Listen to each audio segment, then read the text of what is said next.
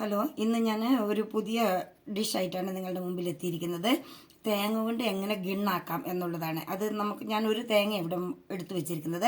അതിനെ നമുക്കൊന്ന് മിക്സിയുടെ ജാറിലിട്ട് തെരുതെരുപ്പായിട്ട് ഒന്ന് അരച്ചെടുക്കണം.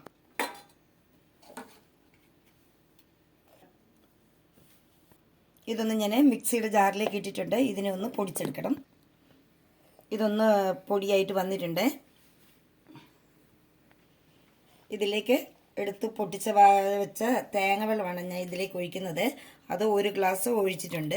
ഇതിനെ നമുക്കൊന്ന് നല്ല നൈസായിട്ടൊന്ന് തേങ്ങയൊന്ന് നല്ലവണ്ണം നൈസായിട്ട് അരച്ചെടുത്തിട്ടുണ്ട്. ഇനി ഇതിനെ നമുക്ക് ഒരു കോട്ടൻ്റെ നൈസായ തുണി വെച്ചിട്ട് നമുക്കതിലേക്ക് ഒഴിച്ചു കൊടുക്കാം. ഞാനൊരു തോർത്ത് എടുത്തിരിക്കുന്നത് വെളുത്തത്, അതിലേക്ക് തന്നെ ഞാൻ ഇതിനെ ഒഴിച്ചു കൊടുക്കുന്നുണ്ട്.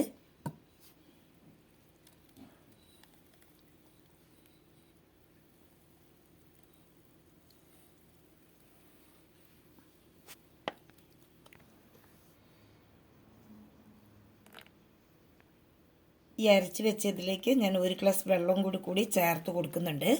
ഇനി ഇതിനെ നമുക്ക് ഒരു സ്പൂൺ ഉപയോഗിച്ച് നല്ലോണം ഒന്ന് ഇളക്കിയിട്ട് ഇങ്ങനെ പാല് വരുന്ന പോലെ പാലെല്ലാം വീഴുന്നുണ്ട്. ഇങ്ങനെ ഒന്ന് ഇളക്കി കൊടുക്കണം.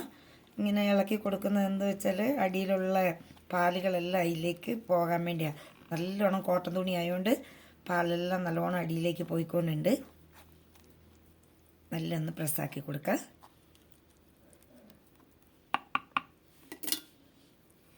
അതിനുശേഷം നമുക്ക് ഈ തുണീനെ നല്ലോണം പാലുണ്ട്. ഇതിനെ നമുക്കൊന്ന് ഇങ്ങനെ പിടിച്ചിട്ട് ഇതിൻ്റെ സൈഡിലെല്ലാം പാലുള്ളതുകൊണ്ട് ഒന്നിങ്ങനെ അമർത്തി കൊടുത്തിട്ട് ഈ പാലിനെ ഒന്നെടുക്കാം.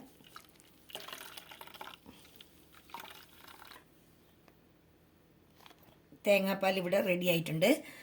നമ്മൾ പാലെടുത്ത ഈ തേങ്ങ നമുക്ക് കറികൾക്കൊക്കെ ഉപയോഗിക്കാം. ഇതിനെ ഫ്രിഡ്ജിൽ സൂക്ഷിച്ച് വെക്കുകയാണെങ്കിൽ കടലട്ടോപ്പി ആക്കാനും കടലട്ടോപ്പിയുടെ കൂടെ തന്നെ ഈ തേങ്ങയും കൂട്ടിയിട്ട് നല്ലൊരു മുട്ടായിയൊക്കെ ആക്കാൻ ഇത് സാധിക്കും. ഞാനൊരു 3/4 കപ്പ് കോൺഫ്ലവർ എടുത്തിട്ടുണ്ട്. ഇനി നമുക്കിതിനെ ഒന്ന് മിക്സ് ആക്കണം. അപ്പോൾ ഞാൻ എടുത്തു വെച്ചിരിക്കുന്ന ഈ തേങ്ങാപ്പാലിനെ ഈ കോൺഫ്ലവറിലേക്ക് ഒഴിച്ച് നമുക്കൊന്ന് മിക്സ് ആക്കിയിട്ട് വേണം ഒഴിക്കാനേ. കാരണം എന്താണെന്ന് വെച്ചാൽ അഥവാ അങ്ങനെ ഒഴിക്കുമ്പോൾ ഇതൊന്ന് കട്ട പിടിക്കാതിരിക്കാൻ വേണ്ടിയാണ് ഞാൻ ഇങ്ങനെ ഒന്ന് ചെയ്യുന്നത് കേട്ടോ. അന്നേരം നിങ്ങൾക്ക് എളുപ്പമാകും പണിയും. കോൺഫ്ലവർ ഒന്ന് നല്ലോണം കലക്കിയെടുത്തിട്ടുണ്ട്. ഇതിനെ നമുക്ക് ഈ തേങ്ങാപ്പാലിലേക്ക് ഒഴിച്ചിട്ട് ഒന്ന് മിക്സ് ആക്കണം. ഇത് രണ്ടും കൂടി ഒന്ന് നല്ലോണം മിക്സ് ആയിട്ടുണ്ട്.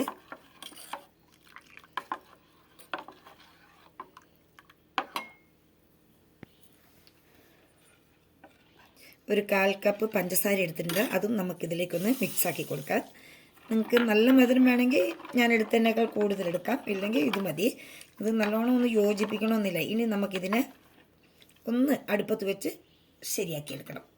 അതിലേക്ക് ഞാൻ ഈ കലക്കി വെച്ചിരിക്കുന്ന ഈ തേങ്ങാപ്പാലും കോൺഫ്ലവറിനും പഞ്ചസാരയും ഒന്ന് കൊടുക്കുകയാണ്. സ്റ്റൗ ഒന്ന് മീഡിയം ഫ്ലെയിമിൽ വെച്ചാൽ മതി, ഇല്ലെങ്കിൽ ഇത് വേഗം കട്ട കെട്ടിപ്പോവും. ഇതെപ്പോഴും ഇങ്ങനെ കൈ ആടിക്കൊണ്ടേ ഇരിക്കണം. ഇതിങ്ങനെ വെച്ചിട്ട് ഒരു 3 മിനിറ്റ് നേരം നമുക്കിതിനൊന്ന് ഇളക്കി കൊടുക്കാം. ഇത് നല്ലോണം കുറുകി ഒരു പരുവത്തിൽ ഇങ്ങനെ വന്നിട്ടുണ്ട്. ഈ പരുവത്തിലാക്കുമ്പോൾ നമുക്ക് ഈ ഗ്യാസ് ഒന്ന് ഓഫ് ചെയ്യണം. എന്നിട്ട് ഇതിനെ ഒരു 2 മിനിറ്റ് ഇവിടെ ഇങ്ങനെ തണിയാൻ വെച്ച് ഇങ്ങനെ ഇളക്കി കൊടുക്കണം. ഇതായിട്ടുണ്ട്. ഇങ്ങനെ ഒത്തിരി കുറുകാനും പാടില്ല, ഒത്തിരി ലൂസാകാനും പാടില്ല. ആ പരുവത്തിലാണ് ഇങ്ങനെ ഈ പരുവത്തിലിരിക്കണം. ഇനി നമുക്കിതിനെ ചെറിയൊരു ബൗളിലേക്ക് മാറ്റാം. ഇനി ഞാനിതിനെ ഒരു ബൗളിലേക്ക് ഇളം ചൂടോടുകൂടി തന്നെ ഒരു ബൗളിലേക്ക് മാറ്റുക കേട്ടോ. ഞാനൊരു കുപ്പിയുടെ ബൗളാണ് എടുത്തിരിക്കുന്നത്. നിങ്ങളുടെ വീട്ടിൽ സ്റ്റീലിൻ്റെ പാത്രമാണെങ്കിലും ശരി, എന്താണെങ്കിലും ശരി, അതിലേക്ക് നമുക്കിതിനെ മാറ്റാം. ഇതൊരു 5 മിനിറ്റ് നേരം നമ്മുടെ റൂം ടെമ്പറേച്ചറിൽ ഇരിക്കട്ടെ. അതിനുശേഷം നമുക്കിതിനെ മൂടി വെച്ചിട്ട് ഫ്രിഡ്ജിലേക്ക് മാറ്റണം. ഇനി ഇതിനെ നമുക്കൊരു 10 മിനിറ്റ് ഫ്രിഡ്ജിലൊന്ന് വെക്കാം.